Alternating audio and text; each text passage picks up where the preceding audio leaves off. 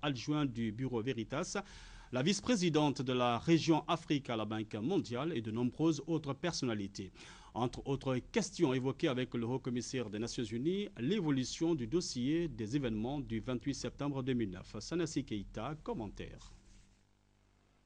Navi Pillay, haut-commissaire des Nations Unies aux droits de l'homme. Elle a été reçue en audience par le président de la République pour parler avec lui des douloureux événements du 28 septembre dernier qui ont eu lieu au stade du même nom. L'émissaire des Nations Unies aux droits de l'homme retourne satisfaite de l'idée de conférence Vérité et Réconciliation émise par le professeur Alpha Condé pour établir chacun dans ses droits. Let me say that I had a very good meeting with the President of Guinea. J'ai eu une très bonne rencontre avec le président de la République de Guinée. I had a good opportunity to ask him about what he's doing with regard to ending impunity in this country. J'ai eu beaucoup de plaidoyer sur la question de l'impunité, comment finir avec l'impunité dans ce pays. For past atrocities as well as for the 28 September events. Et que s'il s'agisse des atrocités passées, des années passées ou alors des événements du 28 septembre 2009. I told him that I'd met with victims and survivors and they were all seeking justice. Et lorsque je l'ai rencontré, j'ai pu lui dire que j'ai rencontré les victimes et tous réclament la justice. I recall that the President had said he will set up a Truth and Reconciliation Commission, and I urged him to proceed with that. Et j'étais heureux d'apprendre du président lui-même qu'il va essayer de mettre en place un comité une conférence de vérité et réconciliation. Et je l'ai dit que j'en étais content. And I also asked the President to set up a National Human Rights Commission. J'ai également fait la recommandation au président de mettre sur pied une commission sur les droits de l'homme au niveau national. I was very impressed with the President's answers. Et j'étais très satisfaite des réponses que j'ai reçues du président. Firstly, he is dealing with very many issues related to contracts relating to natural resources. Et je sais qu'il a beaucoup de problèmes comme l'exploitation des ressources minières. He's dealing with the relationship of the country with the army. Et il également examine les questions qui ont trait à la relation entre l'armée et les populations. And he recognizes that there needs to be urgent reforms to address the judicial institutions. Et il a également reconnu l'urgence qu'il y a à faire opérer une réforme dans le secteur de l'éducation, de la justice pour adresser certaines de ces questions. And he said that there are going to be important conferences where these matters will be addressed. Et il a annoncé la tenue très prochaine de conférences où ces questions seront sur la table. And the President showed commitment towards long-term solutions for Guineans. Et le président a également indiqué que son approche, c'est des solutions durables aux problèmes guinéens. He said that he will appreciate help from the United Nations, but essentially it's Guineans who have to address their problems. Et qu'il apprécierait toute aide à partir des Nations Unies, mais il a aussi souligné le fait que c'est les Guinéens en première position qui devaient prendre leurs responsabilités. C'est au tour du directeur adjoint du Bureau Veritas, chargé des services au gouvernement et commerce international, d'être reçu par le chef de l'État. Éric Sabatier est venu expliquer au professeur Alpha Condé les procédures de mise en place des scanners au port autonome de Conakry pour empêcher des fraudes. 3 sujets ont été soulevés. Nous avons évoqué essentiellement 3 sujets avec le président. Le premier sujet, c'est l'inspection des marchandises avant embarquement, contrat que nous opérons depuis quelques temps déjà pour la République de Guinée et notamment la douane, et les voies d'amélioration possibles dans ce domaine-là. Deuxième sujet d'importance également, c'est la mise en œuvre et la mise en place de scanners aux frontières de Guinée et au port de Conakry. C'est un deuxième sujet qui nous tient à cœur puisqu'on doit le mettre dans le cadre de l'inspection des marchandises. Et le troisième volet, c'est également le guichet unique portuaire, sujet que nous développons aujourd'hui avec le port de Conakry. Alors je pense que la mise en place des scanners en Guinée a deux intérêts. Un intérêt d'abord de réguler plus rapidement et plus facilement les intrants et les sorties de Guinée vers ses voisins, d'une part, et au niveau portuaire. Également, nous avons l'intention de mettre en œuvre une globalité de collaboration avec les pays limitrophes, notamment le Mali, où nous opérons également déjà 4 scanners depuis longtemps. Donc c'est dans cette voie-là que nous mettons en place aujourd'hui les scanners en Guinée. Puis, c'est la vice-présidente de la région Afrique à la Banque mondiale qui est chez le président de la République. Obiageli Ojegwezili est venu réaffirmer le soutien de son institution à la Guinée pour pouvoir rapidement relancer son économie. Well, I was listening to the president articulate J'ai écouté Monsieur le Président par rapport à ses priorités qui vont lui permettre d'amorcer le développement économique en République de Guinée. En tant que Banque mondiale, nous travaillons sur les activités de la réduction de pauvreté. Et c'est pour cela que nous sommes en Guinée et tous les autres pays du monde. Ici, essentiellement, et comme dans tous les autres pays, nous nous intéressons à l'expertise de la Banque mondiale qu'elle doit mettre à la disposition du gouvernement guinéen, le partenariat et le savoir-faire et tant d'autres choses que nous pouvons mettre à la disposition de ce gouvernement pour qu'il puisse s'améliorer dans le domaine de son économie. Tellement de financements qui sont disponibles dans le domaine de l'énergie et également dans le domaine des puces rurales pour l'agriculture. Et dès que nous reprenons formellement les relations avec la Guinée pour les décaissements, nous allons commencer à mettre des ressources à la disposition pour le financement de ces secteurs-là.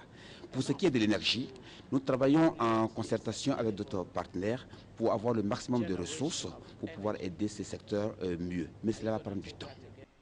Aussi, le chef de l'État a reçu les membres de l'intersyndicale de l'éducation pour échanger avec eux sur les voies et moyens pouvant permettre d'améliorer substantiellement les conditions de vie et de travail des enseignants guinéens.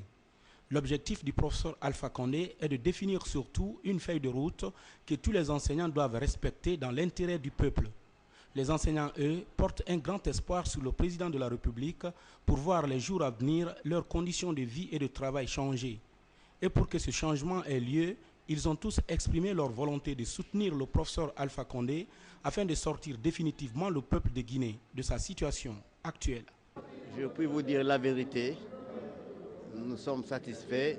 Il nous a dit réellement ce qu'il pensait de nos problèmes et comment les résoudre. Nous avons posé des problèmes en bloc et il nous a conseillé dorénavant de sérier les problèmes, d'exposer en avance les plus importants et les moins importants par la suite.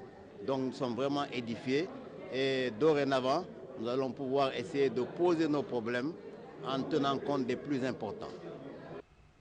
Enfin, c'est le ministre d'État burkinabé chargé des Affaires étrangères et de la coopération régionale qui est avec le président Alpha Condé. Bedouma Alain Yoda est venu réaffirmer l'engagement du président Blaise Compaoré au professeur Alpha Condé de renforcer davantage les relations séculaires d'amitié et de coopération entre les peuples guinéens et burkinabés. Son Excellence, le professeur Alpha Condé avait fait une visite au Burkina Faso dans la 3e semaine du mois de janvier. Et au cours de cette visite, les deux chefs d'État s'étaient accordés pour que la grande commission mixte de coopération qui avait été mise en place puisse se réunir le plus rapidement possible à Conakry. C'est donc ce qui nous a amenés. Nous sommes venus avec une délégation forte de 21 personnes et on a travaillé sur des projets d'accords. 4 accords ont été finalisés, 3 accords vont être finalisés. Et donc nous sommes venus avec mon collègue rendre compte à son Excellence et puis prendre ses conseils également pour la mise en œuvre et le suivi de ces accords-là. Bien évidemment, le président Condé nous a encouragés à renforcer cette coopération qu'il veut vivante, qu'il veut dynamique, Nous avons parlé également du chemin de fer qui devrait être dans les mois à venir construit, et bien sûr d'autres axes de coopération, parce que ce qui est important entre le Burkina et la Guinée, c'est qu'il y a des relations à la fois politiques, diplomatiques, fraternelles et économiques, pour permettre vraiment de créer un espace au sein de la CEDEAO qui soit un espace viable, un espace dynamique, et qui permette aux Africains de l'Afrique de l'Ouest de pouvoir vraiment coopérer dans une dynamique de développement concerté. L'objectif donc des deux présidents est de s'investir pleinement dans plusieurs domaines de développement socio-économique dans l'intérêt commun des deux pays. Une manière de raffermir davantage les relations diplomatiques entre Conakry et Ouagadougou. Et puis ce soir, au Palais du Peuple à Conakry, le Premier ministre a présenté la politique générale du gouvernement. Une politique qui repose sur 5 axes. La réforme judiciaire, l'appui au secteur agricole, la relance économique, la réforme de l'administration publique et le secteur minier. Hadi Kamara, commentaire. Comme l'exige l'orthodoxie républicaine, le Premier ministre, chef du gouvernement, est passé cet après-midi devant le Conseil national de transition, institution qui fait office d'organe législatif. Mohamed Issaïdou Fofana est venu présenter à ses conseillers les grands axes de la politique du gouvernement pour les 5 prochaines années. Un programme ambitieux pour réaliser les objectifs de changement voulus par le président de la République en vue de remettre la Guinée sur les rails du développement et de la prospérité économique dans un pays résolument tourné vers la démocratie, la justice sociale, le tout assorti par une lutte accrue contre la pauvreté. Cérémonie solennelle qui s'est ouverte par l'allocution du premier vice-président du CNT en guise du souhait de bienvenue au Premier ministre. Cette cérémonie est un signe évident de ce que notre pays a repris le chemin de la normalité, celui où les institutions sont comptables devant le peuple, où elles sont appelées à coopérer et à œuvrer en synergie entre elles sur la base de la confiance mutuelle et de la totale transparence. Excellence, Monsieur le Premier ministre, votre visite, programmée de longue date et attendue par le CNT, intervient après l'organisation du séminaire gouvernemental au cours duquel les nouvelles et grandes orientations politiques, financières, économiques et sociales de notre pays ont été définies pour les prochains mois et les années à venir. Très détendu et en présence des diplomates, des présidents des institutions républicaines et de nombreux autres invités de prestige, le Premier ministre a patiemment présenté les termes du programme du gouvernement qui inscrit au total ses actions dans une logique de rupture face aux pratiques néfastes qui ont plombé le progrès économique et social de la Guinée. Avec chiffres à l'appui, le Premier ministre a présenté la situation alarmante à tout point de vue dans laquelle se trouve le pays. Après plus de 52 ans de souveraineté nationale, la Guinée figure encore parmi les pays les moins avancés de la planète. Le revenu annuel moyen par habitant est estimé à $300 américains. Cette situation est inadmissible car notre pays recèle d'énormes potentialités agricoles, minières, halieutiques et énergétiques. Malheureusement, l'exploitation de ces ressources ne profite pas encore aux populations à cause de la mauvaise gouvernance qui a prévalu dans notre pays. En effet, le revenu national n'a que faiblement progressé au cours de cette période, souvent à un niveau nettement inférieur à celui de la croissance démographique. Par exemple, en 2010, le taux de croissance de l'économie n'a été que de 1,9% contre un accroissement de la population estimé à 3%. Au fil des années, l'incidence de la pauvreté s'est accentuée, passant de 49% en